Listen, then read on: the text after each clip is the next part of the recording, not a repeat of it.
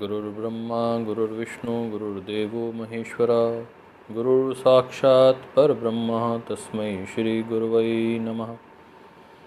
तस्मै श्री गुरुवै नमः।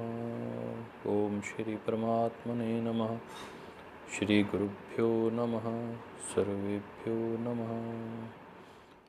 आज दोस्तों मित्रों हम चर्चा करेंगे कोरोना काल में इस वर्ष का अंतर्राष्ट्रीय योग दिवस समारोह कैसे आयोजित किया गया और क्या थी इसके पीछे की योजना और कैसे इन विपरीत परिस्थितियों में ये कार्यक्रम अत्यंत सफल रहा। आप देख रहे हैं कि मैंने मास्क डाला हुआ है, अर्थात ये कोरोना काल के संदर्भ की आज चर्चा की जाएगी। कोरोना जहां भय का वातावरण, तनाव, संकट का वातावरण, और ये कहाँ से आया, ये मुझे अपने पिताजी से बात करने का अवसर मिला। मैंने पूछा कि कभी ऐसा पहले भी हुआ क्या, प्लेग फैला हो, कई बार ऐसी महामारी फैली हो, कोई हैज़ा डायरिया कुछ हुआ हो। तो उन्होंने कहा कि फैला है, उस वक्त कोई ऐसी स्थिति, कोई प्रक्रिया नहीं थी, परंतु इतना बड़े स्तर पर और ऐसा लॉकडाउन कर देने वाला कार्य ये आज तक हमने भी नहीं देखा और हमारे पूर्वजों ने भी कभी चर्चा की नहीं कि कभी इस प्रकार का रहा होगा। अर्थात पिछले यदि 100-200 वर्षों 500 वर्षों की बात की जाए तो मुझे नहीं लगता कि सारी दुनिया, जिसमें से 7 अरब की ये दुनिया में 250-300 करोड़ लोगों को तो बिल्कुल अंदर बंद कर दिया गया, बिल्कुल लॉकडाउन की स्थिति हो गई। और मुझे अच्छे से याद आता है, हम 10 फरवरी को कोयम्बटूर थे। जब कोयम्बटूर में थे और श्रद्धेय श्री सद्गुरु जग्गी वासुदेव जी के आश्रम में थे, तो वहाँ हमने सबसे पहले सुना कि चीन का यह एक वायरस है और उसके माध्यम से उन्होंने कहा कि यहाँ पर भी चीन के लोग आए हुए हैं और हम बड़े संशय में हैं कि क्या करें, क्या स्थिति होगी, क्योंकि पूरे दुनिया में चर्चा का विषय हो गया था शुरू। 10 फरवरी की बात कर रहा हूँ। परम श्रद्धेय स्वामी जी महाराज को भाई राकेश जी और बहन हमारी पूज्य साध्वी देवप्रिया जी के साथ ऑस्ट्रेलिया जाना था और वह ऑस्ट्रेलिया गए भी। उस वक्त भी एक बहुत दबाव की स्थिति थी, चारों ओर एक वातावरण था भय का कि पता नहीं क्या होगा, और विदेशों में चर्चा शुरू हो चुकी थी। श्रद्धेय स्वामी जी महाराज जब वापस पहुंचे ऑस्ट्रेलिया के बाद, मुझे लगता है शायद 1 या 2 दिन के बाद ही अचानक माननीय प्रधानमंत्री जी का राष्ट्र के नाम संदेश आया। और जब राष्ट्र के नाम संदेश माननीय प्रधानमंत्री जी का आता है तो लोग सचेत तो हो ही जाते हैं, क्योंकि नोटबंदी के बाद एक ऐसा वातावरण तो बन ही गया है कि माननीय प्रधानमंत्री जी सामान्य तो कोई बात नहीं कहेंगे, कुछ बात विशेष कहेंगे। वातावरण था ही, गंभीर चिंतन भी था, तनाव भी था, भय भी था। चारों ओर से देश विदेश से खबरें भी आ रही थीं और खबरों के माध्यम से धीरे धीरे जो WHO की आंकड़े भी आने शुरू हो गए थे कि बहुत दूर तक इसकी मार होने वाली है और बहुत गहरे से इसका प्रभाव होने वाला है। उस सब के बीच में आपको ले चलता हूँ कि आखिर ये कोरोना है क्या और ये कहाँ से ये वातावरण बना।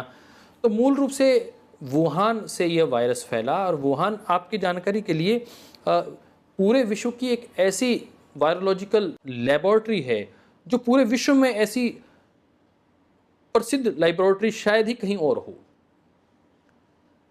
वुहान, जहां पर अमेरिका और चाइना मिलकर भी कहीं काम कर रहे थे, वहां डिफरेंट वायरसेस के ऊपर कार्य हो रहा था, परंतु वो एक ऐसा क्षेत्र भी है जहां पर यदि मैं बात कहूं तो बहुत से पशुओं को मारकर, उनको काट कर भोजन के रूप में परोसे जाने के लिए वो मीट तैयार करने की भी एक विश्व प्रसिद्ध मंडी के रूप में भी जाना जाता है वुहान। वहाँ से ये वायरस फैला और इस वायरस के पीछे की बहुत सी चर्चाएं आपके सामने आ चुकी हैं और मैं ज़्यादा उस चर्चा पे नहीं जाऊँगा, परंतु कहते हैं कि चमगादड़ को लेकर ये वायरस तैयार किया गया। और एक संशय ये भी है जिस पर अमेरिका सरकार भी काम कर रही है और उसका भी ये मोटे तौर पे मानना है, और भारत ही देश विदेश के अन्य जो प्रबुद्ध लोग हैं उनका भी कमोवेश इस बात को लेकर एक मत है कि यह वायरस कोई प्राकृतिक वायरस नहीं है। यह वायरस मोटे तौर पर एक बायोकेमिकल वेपन है, एक केमिकल वेपन के रूप में हम इसको इस्तेमाल कर सकते हैं। इसको वायरस के रूप में जो इस्तेमाल किया जा रहा है, इसमें बेसिकली बायो और केमिकल का सम्मिश्रण करके एक वायरस का निर्माण किया गया है और यह बड़े प्रभाव करने के लिए, हानिकारक प्रभाव करने के लिए और टारगेटेड लक्ष्य लेकर कि ये हानि पहुंचाए। और हम देख भी रहे हैं, मैं आप आश्चर्यचकित हैं इस बात से भी कि वुहान में यद्यपि इसने पहले आतंक मचाना शुरू किया, 2-2.5 लाख लोगों तक ये पहुंचा, कुछ 80,000 का आंकड़ा देते हैं, वहाँ कुछ 4-5 हज़ार लोगों की मौत हुई, परंतु उसके बाद मैंने नहीं सुना कि चीन में कोई मौत हुई हो। उन्होंने कोई नैनो टेक्नोलॉजी करके एक चिप बना ली जो अंदर ही वायरस को सबको कंज्यूम कर लेती है, और कह रहे हैं कि उन्होंने वैक्सीन भी डेवलप कर ली थी, और परंतु उन्होंने दुनिया को नहीं बताया। आज आंकड़ा यदि देखा जाए तो भारत में ही लाखों की संख्या में मरीज़ हैं और लगभग 1 लाख से अधिक लोग तो अमेरिका में इस कोरोना के काल के ग्रास में समाहित हो चुके हैं, और ऐसे ही हज़ारों की संख्या में इंग्लैंड में लोग हताहत हो चुके हैं। इस सब के बीच में मैं आपको ये सारी चर्चा, इसलिए मैंने एक परिदृश्य आपके सामने बताया कि 25 मार्च को जब लॉकडाउन पहली बार 21 दिन के लिए माननीय प्रधानमंत्री जी ने घोषित किया था, तो लगता था कि 21 दिन चलेगा, हो सकता है 14-15 दिन और चलेगा। मार्च से हम आ गए अप्रैल में, 14 अप्रैल के आसपास की बात है, फिर पता चला कि 20 दिन 21 दिन और बढ़ाया जाएगा, फिर बढ़ता गया, और उसके बाद हमने देखा लॉकडाउन खुलने की प्रक्रिया 14-15 जून के आसपास शुरू हुई।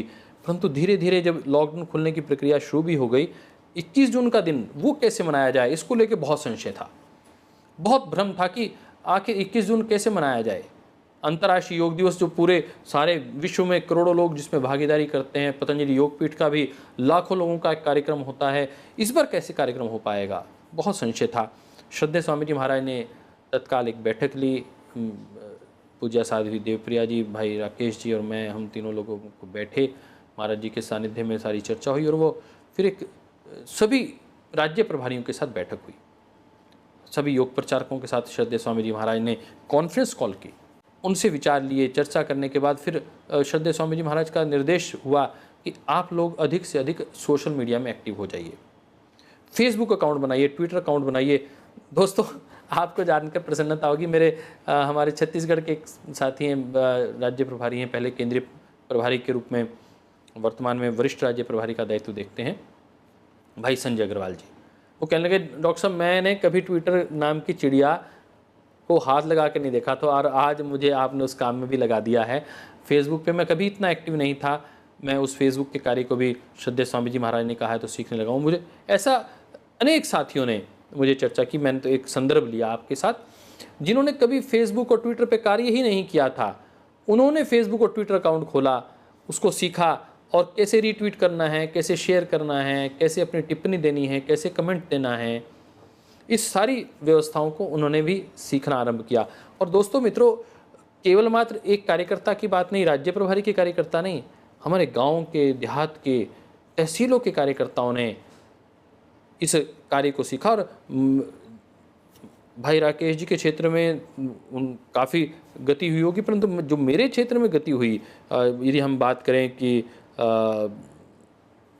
दिल्ली से लेकर कन्याकुमारी तक जो ये क्षेत्र था, जिसमें दक्षिण भाषी बहुत लोग थे, जहाँ तक हम पहुँच नहीं पा रहे थे, हमने उन्हें कहा कि आप अपने अनुवाद करिए।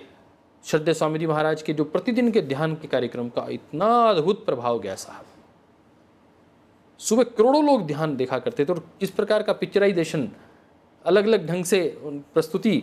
श्रद्धेय स्वामी जी महाराज जब ओंकार के जाप की और नवदाह भक्ति की बात किया करते थे, गायत्री के जाप की और गायत्री के तज्जपस तदर्थ भावनम, महर्षि पतंजलि के इस सूत्र को चरितार्थ करते हुए श्रद्धेय स्वामी जी महाराज ने जब ये कहा कि तज्जपस तदर्थ भावनम, उसका जाप तो करना ही है, परंतु अर्थ की भावना के साथ करना है।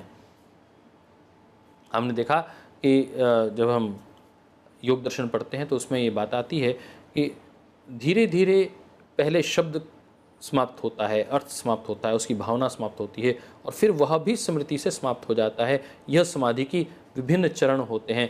परंतु शुरुआत में जब हम वैचारिक आलंबन लेकर ही हम आगे बढ़ते हैं, और विचार का आलंबन लेकर और शब्दों का, अर्थ का, भावना का आलंबन लेकर हम आगे बढ़ते हैं, और फिर निर्बीज समाधि तक हमारी यात्रा चलती है। तो श्रद्धेय स्वामी जी महाराज ने इन दिनों में अध्यात्म को इतने गहरे से अपने कार्यकर्ताओं तक पहुंचाया, और वो एक योजना पूर्वक कि सबको पहले ट्विटर और फेसबुक के साथ जोड़ने की बात आई, और उसमें लगभग 70,000 अकाउंट नए इस क्षेत्र में बने।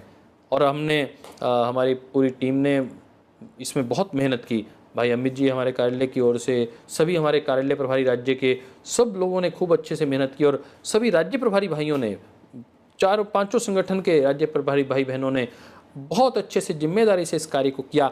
और मुझे ये आपके साथ साझा करते हुए प्रसन्नता होती है कि पहले जो हमारी फिजिकल क्लासेस लगा करती थी, मैं देखता था सुबह उठकर कि इधर बहन पुष्पांजलि जी भी लगी हुई हैं, संजीवनी माने बहन भी लगी हुई है, इधर हमारी बहन एक राजस्थान की बहन है वो भी लगी हुई हैं। सब लोग अपनी ऑनलाइन क्लासेस चला रहे हैं। इधर देखते थे तो हमारे गुरुकुल के भाई बहन भी अपने निरंतर फेसबुक की लाइव कक्षाओं के माध्यम से लोगों को जोड़े हुए थे। और इधर देखते थे अपने, यदि बात करें तो श्री अरविंद पांडे जी, कुलभूषण बैराठी जी, निरंतर प्रतिदिन इनकी कक्षाएं भी चल रही हैं। कनाल से देखते थे भाई अश्विनी मिश्रा जी प्रतिदिन कक्षा ले रहे हैं। ये कक्षाएं नियमित चल रही थी, और एक नहीं दसियों कक्षाएं प्रतिदिन चल रही थी, और लोग अपने अभ्यास करने के साथ साथ औरों को भी साथ साथ जोड़े हुए थे। और इसका लाभ क्या हुआ, इस सारी चर्चा के पीछे जो मैं आपके साथ चर्चा करना चाहता हूँ, इस बार केंद्र सरकार ने एक घोषणा की कि 21 जून का जो कार्यक्रम है वो सोशल डिस्टेंसिंग का कार्यक्रम होगा। वो yoga at home, yoga with family, इस टैग के साथ वह कार्यक्रम आरंभ हुआ।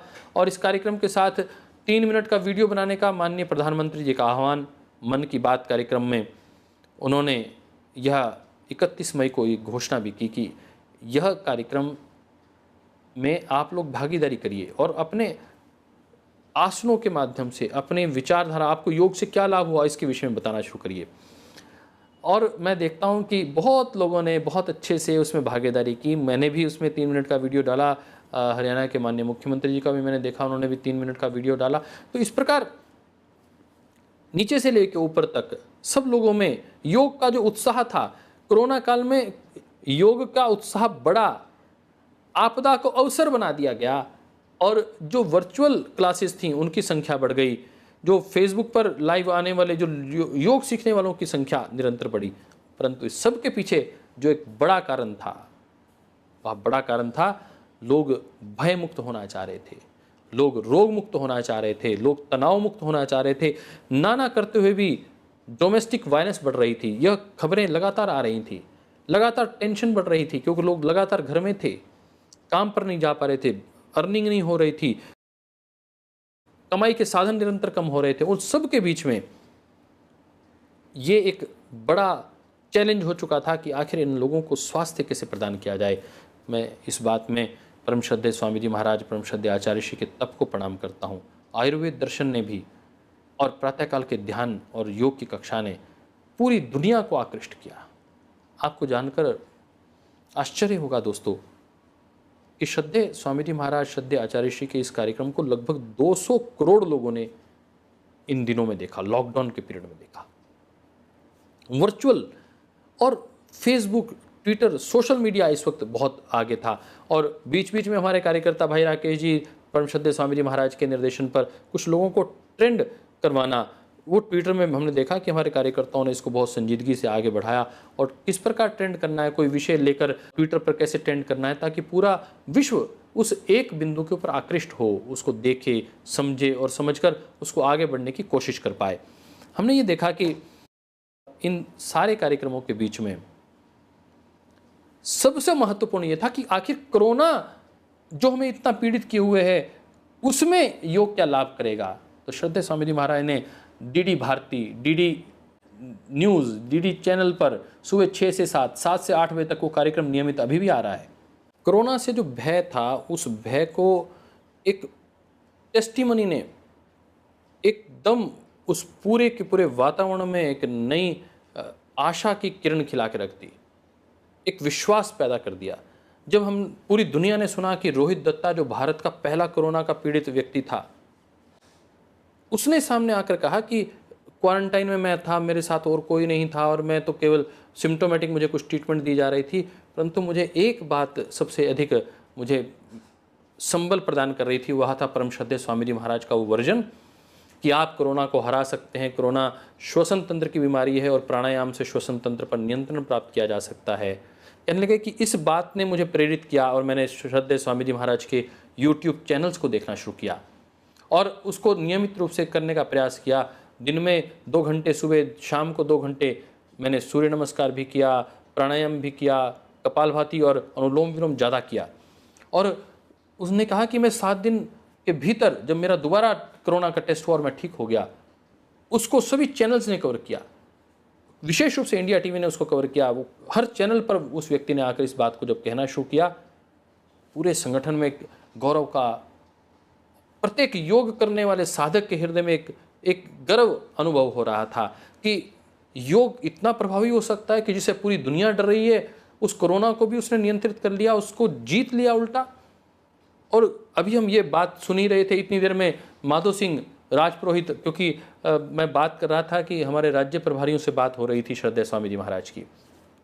श्रद्धेय स्वामी जी महाराज ने इस बात को रखा कि एक भाई ने ऐसे योग के माध्यम से अपने आप को ठीक किया है, आप उन अन्य लोगों को पास भी योग करने के लिए प्रेरणा दीजिए और आपको जानकर प्रसन्नता होगी।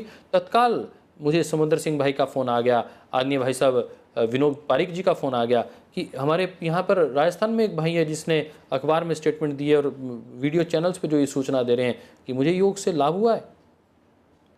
मैंने उनसे तत्काल बात की, माधो सिंह राजपुरोहित जी, उन्हें कई चैनल्स ने उनको कवर किया। उसके बाद उन्होंने कहा कि मैंने तो 7 दिन में योग करने के बाद ठीक कर लिया। अभिषेक जी ग्वालियर के एक भाई, ऐसे ही एक भाई देवाशीष जी, मेरी उनसे बात हुई, वो इटली थे, हमारे भाई सुधांशु जी, उन्होंने तत्काल मुझे सूचना दी कि एक भाई इटली से आए हैं और वो कह रहे हैं कि मैं योग से ठीक हुआ हूँ क्योंकि मेरे को बहुत पीड़ा थी। इटली का वायरस तो आपको पता ही है कि चीन के बाद सबसे अधिक कहीं प्रभाव हुआ तो इटली में हुआ, और इटली के से आए हुए व्यक्ति को, जो ओडिशा का पहला कोरोना पेशेंट था, उसने जब ये बात कहनी शुरू की, उसको लाइव चैनल पे लिया। ऐसे करते करते 10-15 लोगों की अपने को जानकारी होगी। सूरत के एक मुसलमान भाई की बात आई, एक राजस्थान के एक मुसलमान भाई की बात आई, और बढ़ते बढ़ते ये मामला लोगों में एक विश्वास पैदा होना शुरू हुआ कि योग करने से हम कोरोना को भी जीत सकते हैं, हम रोग मुक्त भी हो सकते हैं। और जो ये भय का वातावरण था, जो तनाव का वातावरण और चारों ओर संकट के बादल छाए हुए थे, उन सब के बीच में एक आशा की किरण योग ने खिला दी। योग जो हमारा संबल है, योग जो हमारा आशा है, योग जो हमारी विश्वास है, योग जो हमारी साधना है, और जो योग ईश्वर के सानिध्य में ले जाता है, और ईश्वर का सानिध्य तो आनंद कारक है साहब, वो तो मुक्त कर देता है, रोगों से तो मुक्त करता ही है। व्याधि से मुक्त करना तो उसका प्रथम चरण है, परंतु वह समाधि युक्त कर देता है। श्रद्धेय स्वामी जी महाराज जो ये बात कहा करते कि रोगियों के लिए योग चिकित्सा पद्धति है और साधकों के लिए योग एक साधना पद्धति है, इस बात ने अपने वजूद को प्रामाणिकता के साथ स्थापित कर दिया। हिंदू ही नहीं, मुसलमान, सिख, ईसाई, सब लोग उससे प्रभावित हो रहे थे और ठीक हो रहे थे। और इसी का प्रभाव ये रहा कि ना चाहते हुए भी पूरे देश दुनिया ने इसको अपनाना शुरू किया। लोगों ने यूट्यूब के चैनल को सब्सक्राइब करना शुरू किया। दोस्तों मित्रों, आप भी कभी आपके अंदर अवसाद आए, कभी पीड़ा आए, कभी लगे कि मन हताश है, कभी भय का वातावरण छा जाए, संकट के बादल छा जाएं, मैं आपसे अनुरोध करता हूं कि मुर्दों में भी जान डाल देने वाले श्रद्धेय स्वामी जी महाराज की वाणी को सुन लिया करीना। सुबह ध्यान और साधना श्रद्धेय स्वामी जी महाराज के साथ कर लेना। जीवन में सब प्रकार के संकट, सब प्रकार की निराशाएं, सब प्रकार का तनाव वो समाप्त हो जाएगा। मैं इस बात को अत्यंत गंभीरता के साथ आपके साथ साझा करना चाहता हूं कि इस बार के कार्यक्रम में भारत सरकार सोच रही थी कि किस प्रकार का कार्यक्रम होगा। जब सरकारी तंत्र पर श्रद्धेय स्वामी जी महाराज से, श्रद्धेय आचार्य श्री से, माननीय प्रधानमंत्री जी की वार्ता हुई, इधर भाई डॉक्टर बसवरेड्डी जी से, डॉक्टर नागेंद्र जी से, इंडियन योग एसोसिएशन से, इधर हरियाणा योग परिषद से हमने जब चर्चा शुरू आरंभ की, सभी जिलों के राज्य प्रभारियों के साथ चर्चा हुई। सबने कहा कि हम बाहर आकर भी योग कर सकते हैं, परंतु फिर ये तय हुआ कि सोशल डिस्टेंसिंग का लंबा चौड़ा ध्यान रखते हुए उसमें से कोई एक व्यक्ति भी गलत आ जाएगा तो बड़ी समस्या हो जाएगी। अंतर्राष्ट्रीय योग दिवस पतंजलि योगपीठ में बहुत उत्साह के साथ 21 जून को मनाया गया, पूरा सोशल डिस्टेंसिंग का ध्यान रखते हुए। यहाँ पर क्योंकि हमारा परिवार ही बहुत बड़ा है, हमारे ब्रह्मचारी, आचार्य कुलम के विद्यार्थी, यहाँ के अपने सब साथी मिलकर उनकी एक अच्छी संख्या हो जाती है, सबने मिलकर उसको योग को अच्छे से किया। आचार्य कुलम के विद्यार्थियों ने, गुरुकुल के विद्यार्थियों ने क्या सुंदर प्रस्तुतियाँ की साहब, उसके चित्र आपको हो सकेंगे तो हम दिखाएंगे। लॉकडाउन में मुझे पता है कि किस प्रकार आस्था की टीम काम कर रही है, संस्कार की टीम किस तरह काम कर रही है। विपरीत परिस्थितियों में जिस वक्त सबसे ज़्यादा पेशेंट प्राथमिक चरण में हमने देखा तो नोएडा में, गाज़ियाबाद में, आउटर दिल्ली के आसपास, गुड़गांव में, फरीदाबाद में, पलवल में, नूह में बहुत ज़्यादा थे। और उसका प्रभाव ये हुआ कि आस्था की जो बिल्डिंग है, कार्यालय है, उसके आसपास ही बहुत ज़्यादा पेशेंट हो गए। रेड जोन कंटोनमेंट एरिया बना दिया गया कोरोना के दृष्टिकोण से। अब वो हमारा जो आस्था का परिवार है, वैदिक चैनल का परिवार है, वो कार्य ही नहीं कर पा रहा। वो बहुत थोड़े संसाधनों से घर बैठे वो कार्य कर पा रहा। नहीं तो अब बहुत से लोगों ने मुझे कहा कि अंतर्राष्ट्रीय योग दिवस के इतने अच्छे अच्छे चित्र थे, आपने उसकी वीडियो क्यों नहीं डाली, वो हमारा फोटो रह गया। भाई नाम तो थोड़े लोगों का लिया जा सकता है, परंतु एक वीडियो कवर हो जाता तो बहुत से लोग कवर हो सकते थे। परंतु आपके साथ इसलिए साझा कर रहा हूँ, आपको पता हो कि इन विपरीत परिस्थितियों में केवल आप ही नहीं कार्य कर रहे थे, हमारा पूरा का पूरा इलेक्ट्रॉनिक मीडिया, पूरा सोशल मीडिया, हमारे सब कार्यकर्ता और आस्था, संस्कार और वैदिक चैनल के सब भाई बहन भी घर से व्यवस्था देख रहे थे। भाई अरुण जी, भाई प्रमोद जी, भाई मनोज जी, इन सब के निर्देशन को मैंने इनको व्यक्तिगत बात करता था कि भाई ये थोड़ा सा ऐड हो जाए, तो कहने लगे नहीं भैया क्या करें, हम तो अत्यंत लिमिटेड साधनों से काम कर रहे हैं। ये जो आपका कार्यक्रम चल रहा है, ये भी लोकल टीम हमारी बना रही है और हम तो कुछ फ़ोटोग्राफ्स डाल सकते हैं। तो दोस्तों इस बार के कुछ फ़ोटोग्राफ्स आपको इस देखने की लगे, ध्यान में रहेगा, जिससे पता चलेगा कि किस स्तर पर देश विदेश में तो योग मनाया गया, परंतु पतंजलि योगपीठ ने उसको लीड किया। इस बात के साथ आज आपको छोड़ चलता हूँ, अगली बार फिर आपको मिलेंगे कि इस पूरे लगभग 90 दिन के कालखंड में, अभी लॉकडाउन खुलना शुरू हुआ है, परंतु इस 90 दिन में सबसे अधिक व्यस्त यदि कोई व्यक्ति रहे हैं तो वह योगाचार्य रहे हैं, वह योग की टीम रही है, वो हमारा एक एक योग का कार्यकर्ता रहा है, जिन्होंने सुबह श्रद्धेय स्वामी जी महाराज के साथ ध्यान किया, उसके बाद योग की परिचर्चा को आगे बढ़ाया, फिर इंडिया टीवी देखा, फिर उसको सोशल मीडिया पर आगे बढ़ाया, 1-1.5-2 घंटे उसमें लगाए, फिर अपनी योग कक्षाएं ली, और उसके बाद फिर उनसे लोग प्रश्न पूछने आया करते थे कि क्या लें, काढ़ा कौन सा लें, श्रद्धेय स्वामी जी महाराज ने आज ये कौन सा काढ़ा बताया है, आज कौन सा योग बताया है। तो आप लोगों ने बहुत मेहनत की है दोस्तों। अंतर्राष्ट्रीय योग दिवस 2020 की आपको बहुत मंगल कामनाएं देते हुए, योग दिवस इसीलिए मनाया जाता है कि जिन जिन लोगों ने इसमें अपना योगदान दिया है, इस योग को स्थापित करने में जिस ऋषि परंपरा ने कार्य किया है, उसको प्रणाम करते हैं और उन सभी कार्यकर्ताओं को नमन करते हैं जिन्होंने पूरी निष्ठा, पूरे समर्पण, पूरे भाव के साथ योग को जन जन तक पहुंचाया है। एक योग निष्ठा का प्रस्तुतिकरण करते हुए, एक संगठन निष्ठा को देखते हुए, गुरु निष्ठा को अपने जीवन में धारण करते हुए जो आप लोगों ने कार्य किया है वह निश्चित रूप से प्रशंसनीय है। आपने आपदा को अवसर बनाया है, प्रभु आपको शक्ति दे। आप इसी प्रकार योग के ध्वजवाहक होकर आगे कार्य करते रहें। कल हम आपके साथ फिर चर्चा करेंगे और चर्चा करेंगे कि इस पूरे कालखंड में आप तो अत्यंत व्यस्त थे ही, परंतु परम श्रद्धेय स्वामी जी महाराज जो पहले 18 घंटे काम करते थे, उन्होंने 20-20 घंटे कार्य किया। मैं उसका साक्षी हूँ। उसके विषय में कल आपके साथ चर्चा करेंगे। आज के लिए इतना ही। ओम श्री गुरुभ्यो नमः, सर्वेभ्यो नमः, सर्वेषामपि सुखिनो भवन्तु।